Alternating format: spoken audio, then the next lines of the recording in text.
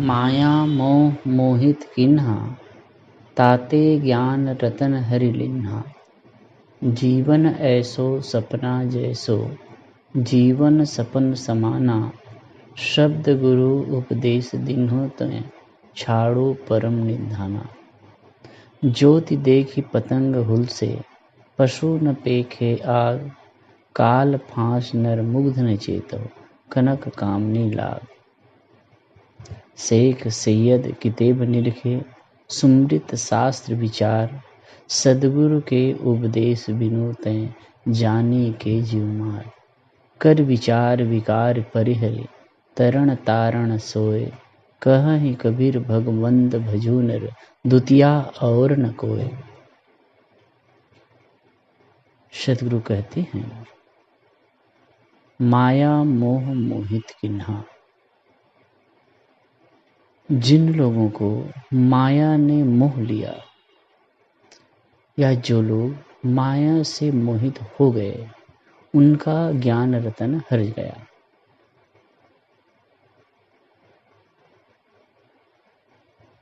माया के मोह से मोहित व्यक्ति का ज्ञान रतन हर जाता है।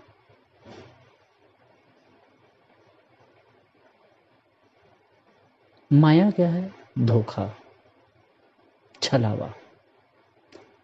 जो जैसा नहीं है वैसा समझ में आए, वह माया है। और जब ऐसा होता है तो ज्ञान रतन हर जाता है। रस्सी में सर्प का भ्रम हुआ, रस्सी को देख करके सर्प का भ्रम हुआ, तो ज्ञान रतन हर गया। ज्ञान कहाँ रहा? वहां तो भ्रम हो गया। ठूठ को देखकर चोर का भ्रम हुआ, ज्ञान रतन हर गया। सीपू को देखकर चांदी का भ्रम हुआ, ज्ञान रतन हर गया।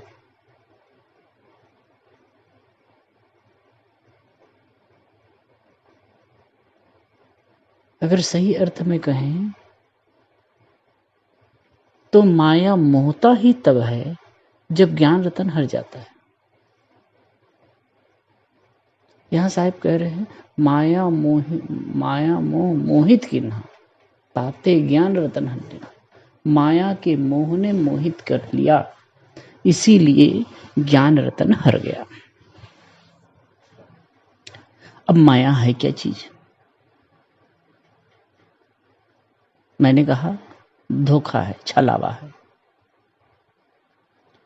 अनेक लोगों की अवधारणा यह है कि माया ईश्वर की बनाई हुई है और वो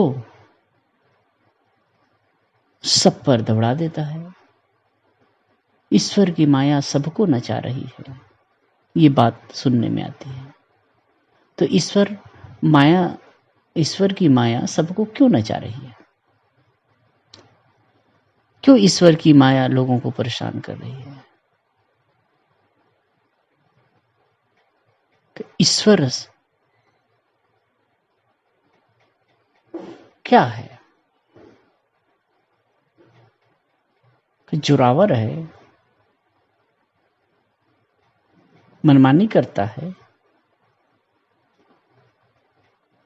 मान लीजिए कोई आपके गली में ऐसा कोई जबरदस्त आदमी बैठा हो और कठी कुतिया रखा हो और जो भी आए जाए उसके ऊपर दौड़ा दे, तो उसे क्या कहेंगे? तो क्या ईश्वर ऐसा ही है? ईश्वर की माया किसी को नहीं नचा रही है। ईश्वर की माया किसी को परेशान नहीं कर रही। वास्तव में अपनी ही माया अपने को परेशान करती है।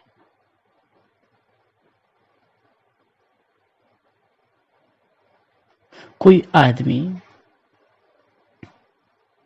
बीड़ी पीता है, तो बीड़ी को क्या ईश्वर उसके मुख में खोजता है?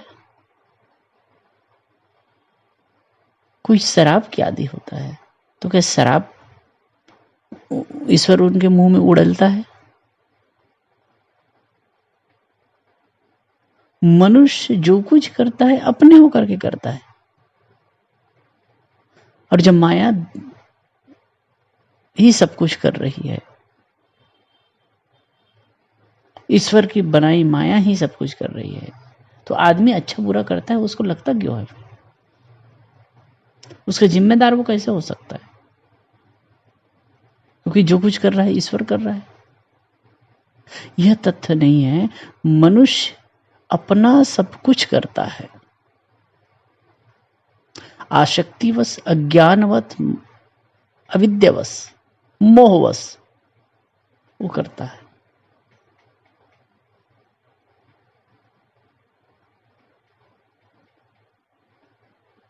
अपनी समझ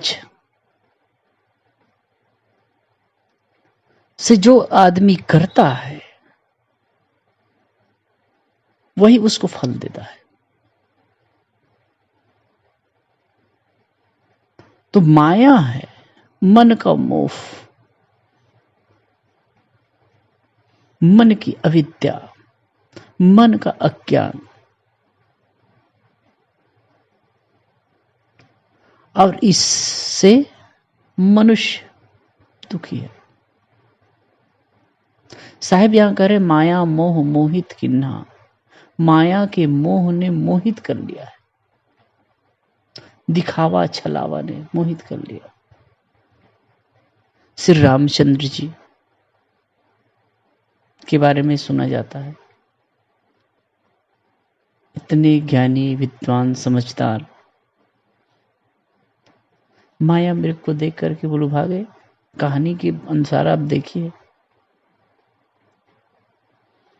सीता जी इतने बुद्धिमान, सोने के समान चमकते मृग को देख करके वो कहती है कि ये जिंदा या मुर्दा मुझे चाहिए, और राम भी उसके पीछे लग गए।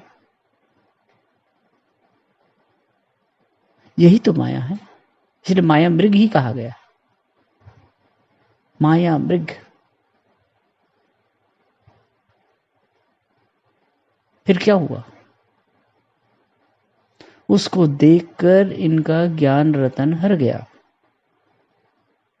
श्री रामचंद्र जी का, सीता जी का ज्ञान रतन हर गया, समझ नहीं पाए।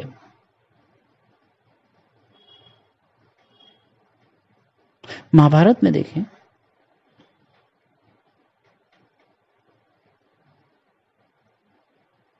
युधिष्ठिर जिनको धर्म के अवतार कहते हैं, धर्मात्मा कहते हैं,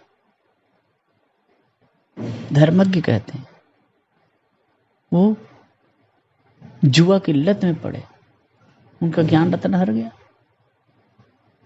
जुआ में एक बार सब कुछ हार चुका था, बेइज्जती हो चुकी थी, और वहां से वो जा रहा था,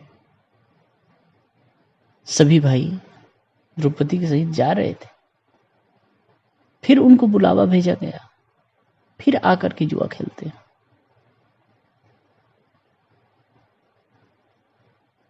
यही तो बुद्धि मारी जाती है, बुद्धि हर गई। आसक्ति, मोह, मोह ही माया है, और मोह के वशीभूत होकर के आदमी दुखी होता है। क्या हुआ अंततः? सब कुछ का सर्वनाश। वनवास हुआ, वनवास के बाद अज्ञातवास हुआ, उसके बाद में आपस में कट करके दोनों पक्ष के लोग मर गए, और जो जीवित रहे वो भी तड़प से रहे, दुखी रहे।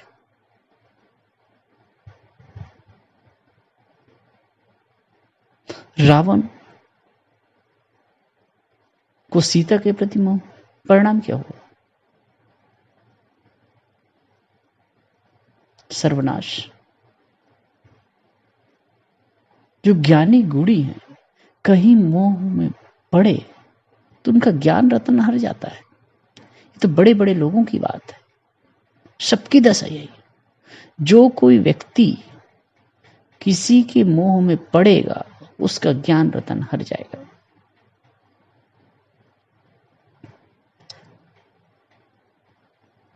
माया, धोखा, छलावा, जो जैसा है नहीं वैसा समझ में आए। किसी के रूप और सौंदर्य को देखकर हम लालायित होते हैं, आकर्षित होते हैं, रिझते हैं, वो माया है। वो वैसा है नहीं, दिख रहा है। किसी के चाम को देखो, किसी के चेहरे को देखो, सुंदर लग रहा है, थोड़ा चीरा लगा करके देखिए, क्या लगेगा? कुछ भी नहीं, गंदगी, देखने को मन नहीं करेगा। जाहि देह माही तू अनेक सुख मानी रह, ताही में विचार देख कौन बात भली है। मेज मंच मांस रग रग में रखत करो, पेट पिटारी तमें ठोर ठोर मली है। हड़न के नैननाक, हड़न के नैननाक, हाथ पांव सौ सब हरण की नली है। सब कुछ भंगार भरा हुआ है और उसको देख करके लुब्ध होता है।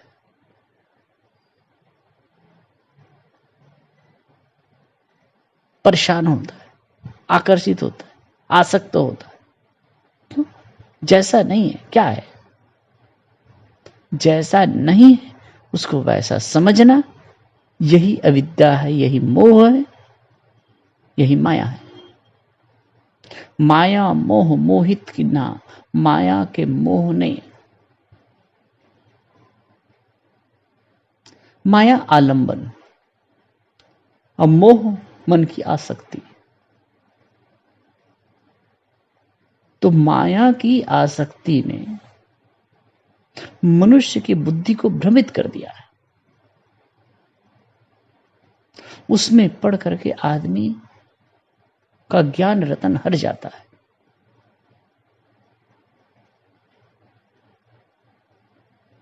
साहिब कह रहे हैं, माया मोह मोहित की न ताते ज्ञान रतन रहने लेना। और भी माया, काम क्रोध लोभ मोह, काम उठा, ये माया है, ज्ञान रतन हट जाता है। क्रोध उठा, ज्ञान रतन हट जाता है। आदमी क्या बोल रहा है, क्या सोचना है, क्या करना है, ज्ञानी है, बुद्धिमान है, फिर भी नहीं समझ पाता है। काम उठा, वासना उठी, आंदोलित हो गया, चित्त विचलित हो गया, सोचने की समाप्त। क्या करना है समझ नहीं पाता, क्या उचित है क्या अनुचित है समझ नहीं पाता। लोभ की भावना उठी, आदमी समझ नहीं पाता कि क्या सही है। लोभ की प्रवृत्ति प्रबल होती है तो आदमी कुछ भी कर लेता है। यही तब तो माया है, जो हमारे चित्त को भ्रमित कर दे, जो हमारे ज्ञान रतन को हर ले, वही माया है। और इसी में पढ़ करके हम उलझते हैं। साहब कहते, माया मोह मोहित की न ताते ज्ञान रतन हरि लेना। जीवन ऐसो सपना जैसो, जीवन सपन समाना। जीवन ऐसा है, कैसा है? सपना जैसा, निश्चय ही सपना जैसा है। डबल बात करते हैं। जीवन स्वप्न के समान है।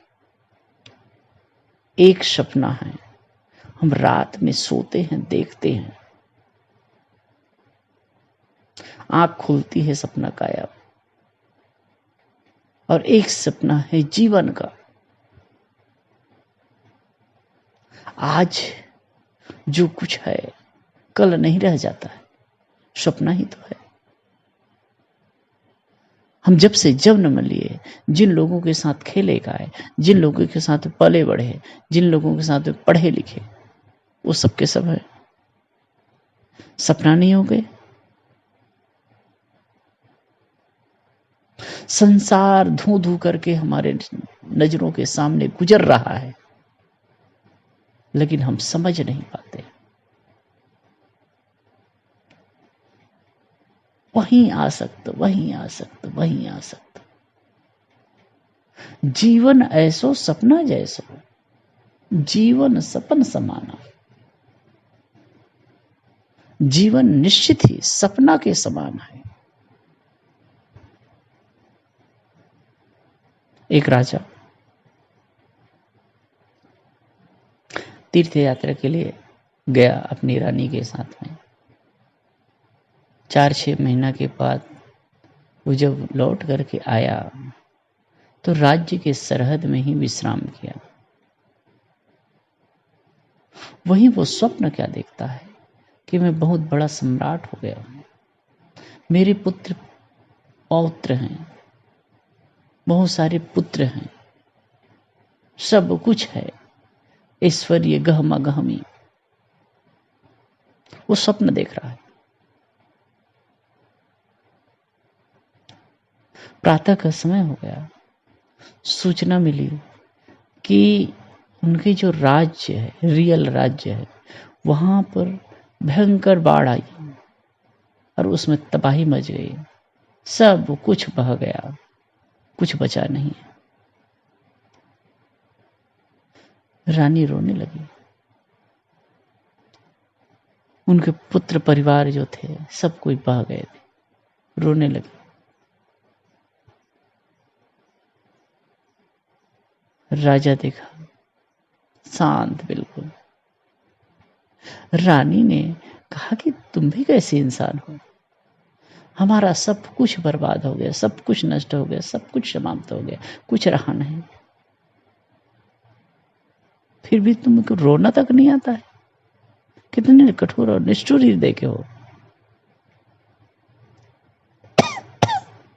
राजा ने कहा रानी,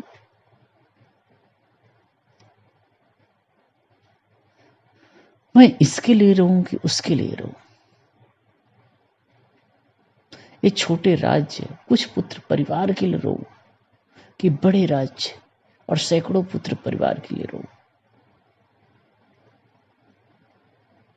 मैं बड़ा बादशाह था, बड़ा सम्राट था, मेरी अनेक रानियां थी, अनेक पुत्र पौत्र थे।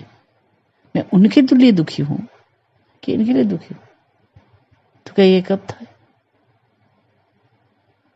तो मैं अभी स्वप्न देख रहा था, उसमें था, और जैसे आपने जगाया वो सब गायब हो गया। तो रानी ने कहा वो तो सपना था। तो राजा ने कहा वो सपना था तो क्या ये अपना है? और अपना है तो है क्यों नहीं? यह भी सपना ही है। हम सपना को अगर हकीकत समझने लगे तो जीवन में समस्याएं खड़ी हो सकती हैं। और अगर संसार की चीजों को, दृश्यों को सपना समझने लगे तो जो समस्याएं हैं वह भी समाप्त हो जाएगी। साहब कहते हैं जीवन ऐसो सपना जैसो, जीवन सपन समाना। जीवन सपना के समाना, निश्चय एक दिन सपना हो ही जाना है। हमारे दादे बाबे परपाजों का जीवन सपना सा हो गया, हमारे भी हो जाएगा। जो माना हुआ है सब कुछ छूटने वाला है, यहां तक ये तन, ये शरीर जो अपना मानते हैं वह भी नहीं रहने वाला। और की बात तो जाने दीजिए। शब्द गुरु उपदेश दिन होता है छाड़ो परम निधाना। हे परम निधाना, गुरुवर कबीर बड़े प्रेम से, बड़े सहला कर, हे परम निधान, शब्द गुरु उपदेश दिन हो। गुरु उपदेश दिए हैं या दे रहे हैं, तय छाड़ू परम निधाना, इस संसार के मोह को छोड़ दे,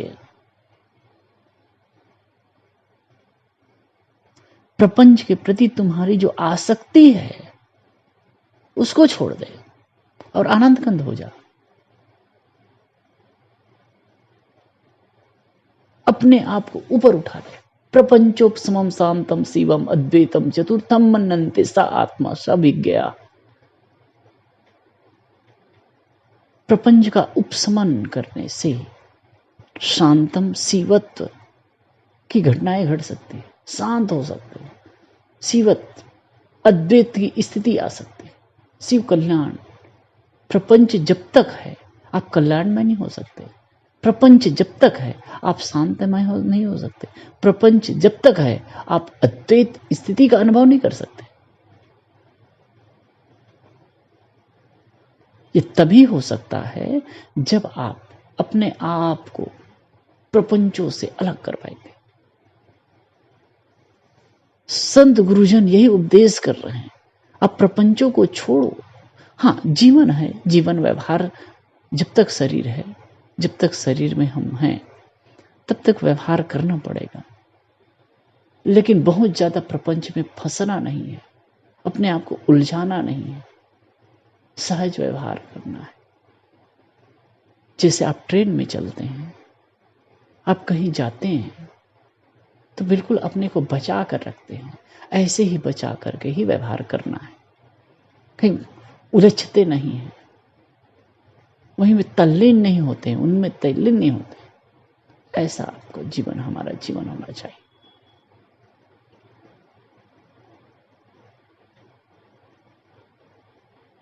शेख सैयद किताब निगल के सुमरी शास्त्र विचार, शेख और सैयद किताब पढ़ते, पंडित शास्त्र पुराण पढ़ते हैं, स्मृति पढ़ते हैं, सदगुरु के उपदेश विनोते जानो कीजिए मार। लेकिन सदगुरु के यथार्थ सदगुरु के बोध के बिना, उपदेश के बिना वो प्राणियों की हत्या करते हैं, जाने की जीव मार, जानकर जीव मारते हैं। जानकर की जीव मारने का मतलब, भाई मेरे अंदर चेतना है, मुझे सुख दुख होता है, कोई मुझे काटता है, कोई मुझे तकलीफ दे, मारे, काटे, तो मुझे पीड़ा हो सकती है, या कुछ मेरे साथ प्रतिकूल व्यवहार करता है तो मुझे अच्छा नहीं लगता। ये जानते कि नहीं जानते, फिर भी देव के नाम से, ईश्वर के नाम से, अल्लाह के नाम से प्राणियों को, निरीह प्राणियों को काटते हैं। ये कितना बड़ा अविवेक है। आप देव और ईश्वर और परमात्मा के नाम से जो प्राणियों की हत्या करते हो वह गलत है।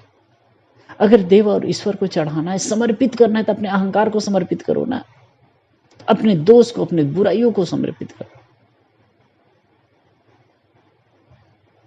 कुरान शरीफ में भी कहा है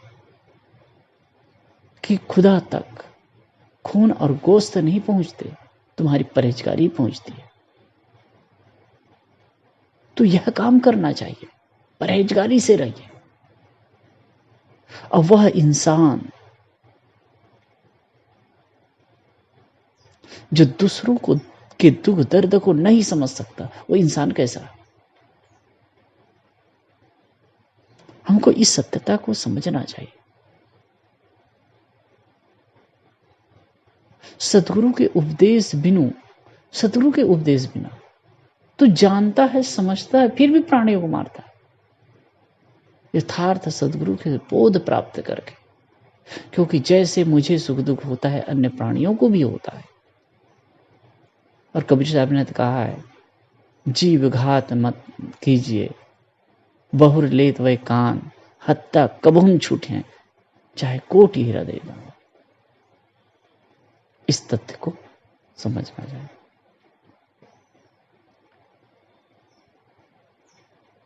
शास्त्र विचार, सदगुरु के उपदेश दिन तो जाने के जीवन, कर विचार विकार परिहर, तरण तारम सोए, कहें कबीर भगवंत भजो नर, द्वितीय और न कोय। शायद कहते हैं कर विचार विकार परिहर, विचार करो और विकार का परित्याग करो। दो बातें, विचार जहां है, चिंतन जहां है, वहां विकार ठहरते नहीं है। विकार आने का मतलब है, विकार का होने का मतलब है विचार ना करना। कोई भी विकार है, अब गलत खान पान है, विचार करोगे तो कर पाओगे। गलत विचार है, गलत चिंतन है, अगर सचमुच में सही विचार करोगे तो गलत विचार कर पाओगे। चिंतन करोगे तो विकार रह सकेगा। वासना आया, वासना आई, काम का भाव आया, विचार करोगे तो ठहरेगा। साहब कहते हैं कर विचार विकार पर हर, विचार करो और विकार का परित्याग करो। और ऐसा जो कर लिया, कहें कबीर भगवंत भजू न लो। तुतिया और कर विचार विकार पर है, तरण तारण सोए। वही तरण है, वही तारण है। जो विचार करके अपने विकारों का परित्याग कर दिया, काम क्रोध लोभ मोह भय तृष्णा आदि को छोड़ दिया, जिसका मन वाणी और कर्म निर्मल हो गया, वही तरण है, वही मुक्त होता है और वही दूसरे को मुक्त कर सकता है। वही सही दिशा निर्देश दे सकता है, वो दूसरे को सही पथ पर लगा सकता है। कहें कबीर भगवंत भजू नर दुतिया और न कोई। कबीर साहब कहते हैं, हे नर, भगवंत को भजो और कोई दूसरा नहीं है। भगवान को है कौन? भग्न कर दिया वान जिसने, जिसने बुराई को छोड़ दिया, वही भगवान है। जो अपने आप में संयमित है, अपने आप में जागा हुआ है, अपने आप में स्थित है, वही भगवान है। कहीं कबीर भगवंत भजो नर। साहब कहते हैं द्वितीय और कोई नहीं है, आकाश पताल में कहीं नहीं बैठा है। प्रत्यक्ष जो संत गुरु है, निर्मल आत्मा है, वही सही अर्थ में भगवान है, वही सही अर्थ में पूजनीय है, वही भजन योग्य है। बाहर का जो गुरु है, संत है, वो हमको जगाते हैं, हिलाते हैं, अपने अंदर की भगवत्ता को दिखाते हैं, पहचान कराते हैं। तो इस पद में साहब माया की हकीकत, माया की वजह से ज्ञान का विलोप होना, दिग्भ्रमित चित्त का होना,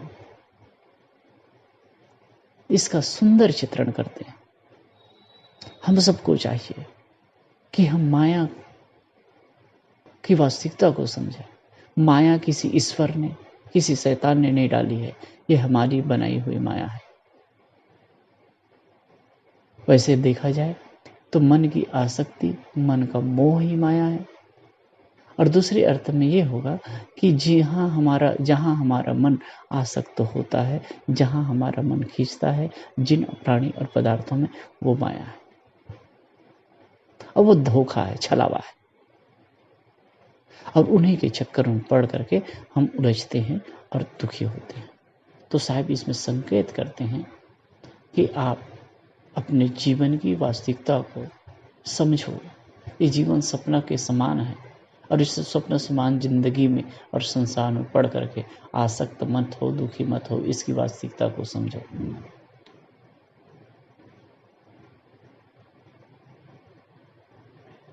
और अपने आप के विचार करके, विकारों का परित्याग करके खुद मुक्त रूप हो जाओ, शांत रूप, आनंद रूप हो जाओ।